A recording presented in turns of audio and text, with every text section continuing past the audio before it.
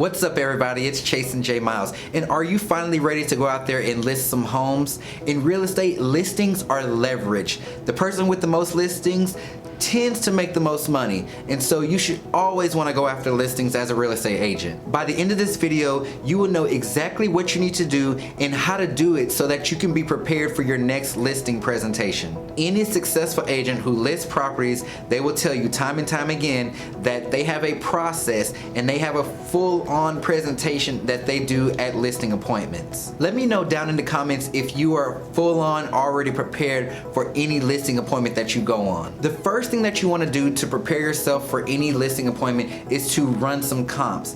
And it may seem like an obvious, but you want to do this ahead of time, even before you do the next step that I'm going to tell you. When you're running comps, you need to see what properties have sold in the area. You need to see what's active. If you have good relationships with other agents who may have listings in the area, see if they have anything coming soon or what type of activity they've been experiencing on their listing. See what's pending, see what's been canceled, expired. You want to know exactly what's going on around that actual home. You don't have to know the exact values and everything yet, but at least run these comps, pull them and print them out, because that's going to take you into our next step, which is step 2 to prepare for your listing appointment, and that's to survey the neighborhood.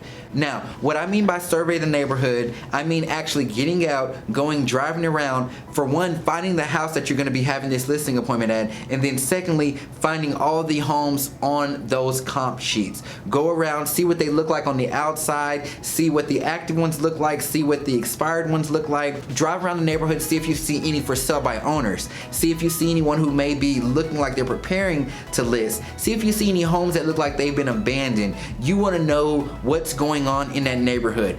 Honestly, what separates yeses from nos in listing appointments is the knowledge and the confidence of the actual agent. I was just speaking to one of my coaching students about this morning, about how the one who is the most knowledgeable and the most confident tends to most times get that listing. And so if you can walk into that listing presentation and that appointment knowledgeable about what's going on in the neighborhood, not just what's on that paper, but because you've surveyed the neighborhood, you've driven around, you've actually seen these houses, it's going to automatically set you apart. The next thing that you want to do to prepare yourself for a listing appointment is to send, or you can drop off, a pre-listing packet. Since you're going to be surveying the neighborhood anyway, you can drop off that pre-listing packet on their door, put it in a nice big envelope, to go ahead and introduce yourself to them, to let them know ahead of time who you are, what you have to offer, maybe your track record, any awards. Give them a hint of what they're set to see in that appointment.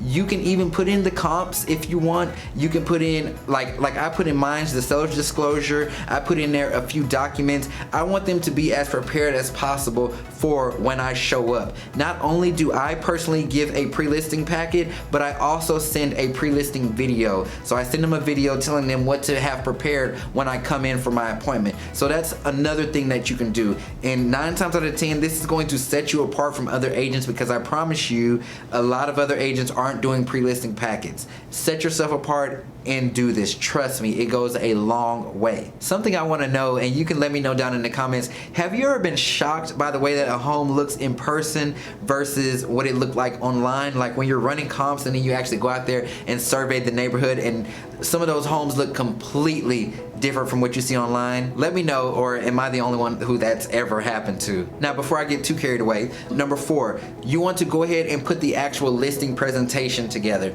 So your full-on listing presentation, this is going to have all of your comps. This is going to have your listing documents. Yes, even though we all use DocuSign and electronic signatures, still bring hard copies of the documents so that you can close them in person. You want to bring your full-on listing presentation book. So if you have a book that you present to them and you sit at the table, bring all that with you. Also, bring your marketing plan. Make a specific marketing plan for each property. Even though it may be different, still print them a marketing plan with their address on there. Bring bring examples of the things that you're going to be telling them that you're going to do to their property. If you're going to get professional photography, bring examples of the professional photography. If you're going to get brochures printed, bring examples of the brochures. People believe you when they can actually see it there and they can feel it and touch it. So it goes a long way. Bring examples during your actual listing presentation. So my next step, and a lot of people don't do this, but surprisingly this goes a long way as well. Go ahead, schedule your photographer and your stager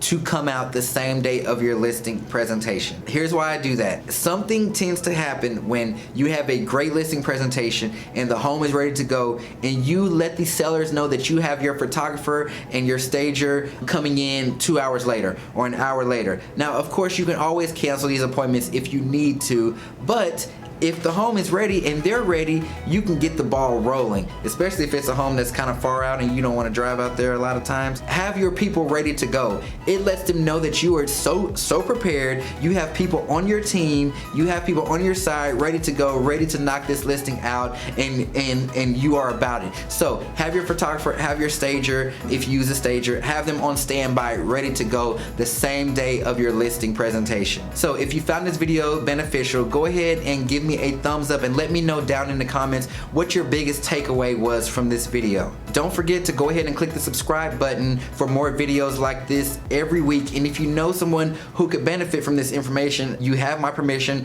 to go ahead and share it with them. And for those of you who feel like you need more trainings and scripts and coaching and all that type of stuff, lead generating practices, go ahead, join my mailing list. I will put the link below down in the comments. It's free to join. I send out stuff every Monday and every Friday that is sure to help you out in your real estate business. So until next time, I'm Chastin J. Miles, and I will talk to you soon.